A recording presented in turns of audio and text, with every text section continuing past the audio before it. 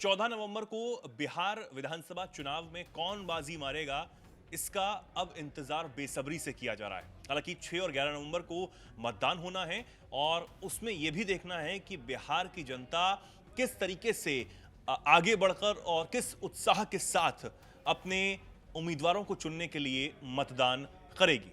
लेकिन फिलहाल अगर अभी की बात करें तो अभी भी जो अलग अलग दल हैं बिहार में, वो उम्मीदवारों की सूची धीरे धीरे जारी कर रहे हैं। हालांकि एनडीए की तरफ से अभी कोई सूची उम्मीदवारों को लेकर नहीं आई है, लेकिन वहां अभी भी सीट शेयरिंग का जो फॉर्मूला है वो बन तो गया है, लेकिन उसमें अभी भी कुछ कुछ पेज जो है वो फंसता हुआ नजर आ रहा है।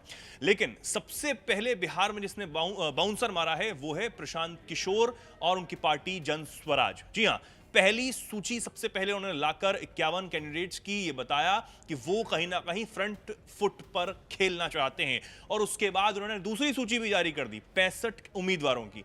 लेकिन जब उनकी 65 उम्मीदवारों की सूची सामने आई तो प्रशांत किशोर, जो हमेशा से पूर्व उप मुख्यमंत्री तेजस्वी यादव की पढ़ाई को लेकर उनकी जिस तरीके से वो कहते हैं कि वो 9वीं फेल हैं, उसको लेकर जो सवाल खड़े करते हैं, उसके बाद जनस्वराज और प्रशांत किशोर पर ही सवाल खड़े होने लग गए।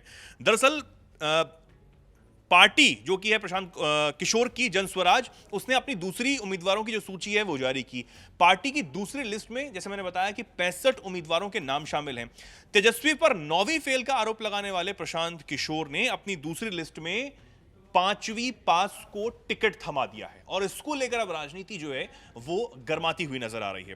दरअसल कुशेश्वर स्थान से शत्रुघ्न पासवान सिर्फ साक्षर हैं, यानी कि वो सिर्फ जो पढ़ना लिखना है वही जानते हैं। वो पहले भाजपा में थे, फिर आरजेडी में रहे और अब जनस्वराज में प्रशांत किशोर के साथ आ गए हैं।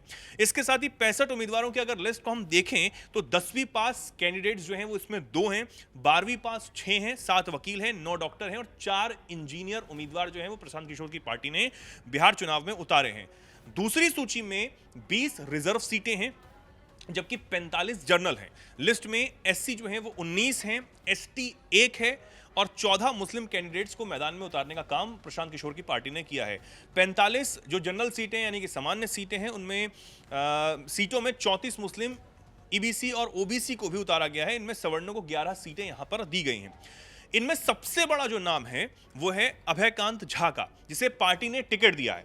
74 साल के वो हैं और भागलपुर दंगे में मुस्लिमों के पक्ष में उन्होंने केस लड़ा था। प्रेस कॉन्फ्रेंस में प्रशांत किशोर ने उनका परिचय कराते हुए पार्टी में उनका जोरदार स्वागत भी इस दौरान किया। प्रशांत किशोर ने इस दौरान कहा कि समाज का जो हर वर्ग है, अच्छे लोगों को चुनकर ही पार्टी जो है वो 243 विधानसभा सीटों में ले जा रही है और उनको वहां से उम्मीदवार बना रही है। लेकिन जिस तरीके से 2 चीजें, जो कि एक 5वीं पास को यहां पर टिकट दिया गया है कुशेश्वर स्थान से शत्रुघ्न पासवान जो है, और इसी के साथ 10वीं पास जो है वो 2 कैंडिडेट्स यहां पर उतारे गए हैं। तो अब सबसे बड़ा सवाल यही है कि तेजस्वी पर 9वीं फेल का आरोप लगाने वाले प्रशांत किशोर अपनी पार्टी से ऐसे उम्मीदवारों को टिकट देते हैं जो सिर्फ साक्षर ही हैं। तो अब इसको लेकर भी चर्चाएं जो है सोशल मीडिया पर होने लगती हैं, तमाम प्रतिक्रियाएं आने लगती हैं। आरजेडी के जो समर्थक हैं वो भी इस बात को कहीं ना कहीं अपने तरीके से, अपने ढंग से उठाते हुए नजर आते हैं। तो अलग अलग सीटों से उन्होंने उम्मीदवारों की घोषणा कर दी है, लेकिन इस सूची में भी राघोपुर विधानसभा सीट से जनस्वराज ने कैंडिडेट नहीं उतारा है। राघोपुर एक हाई प्रोफाइल सीट जो है वो मानी जाती है और कहा यह जा रहा था कि वो किसको उतारेंगे। पहले ये खबरें आ रही थी कि जनस्वराज से खुद जो है प्रशांत किशोर चुनाव लड़ेंगे, फिर बीच में खबरें आई कि वो चुनाव नहीं लड़ेंगे। अब अंत में क्या वो चुनाव लड़ेंगे नहीं लड़ेंगे, ये भी पेच फंसा हुआ है।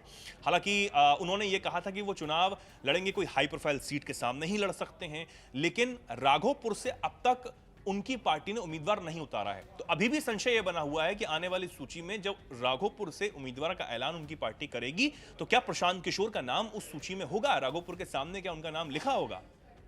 तो अब देखना यह होगा कि धीरे धीरे अब चीजें क्या होती हैं।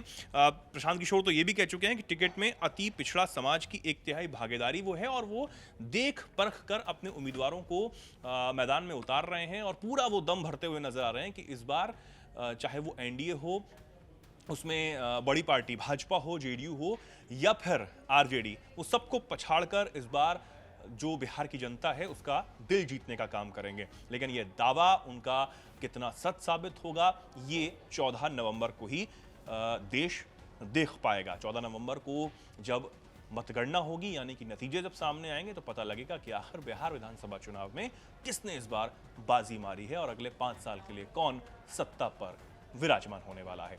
आप इस पर क्या कुछ कहना चाहते हैं, क्या कुछ सोचते हैं, कमेंट सेक्शन में लिखिए। जुड़े रहिए, देखते रहिए दैनिक जागरण।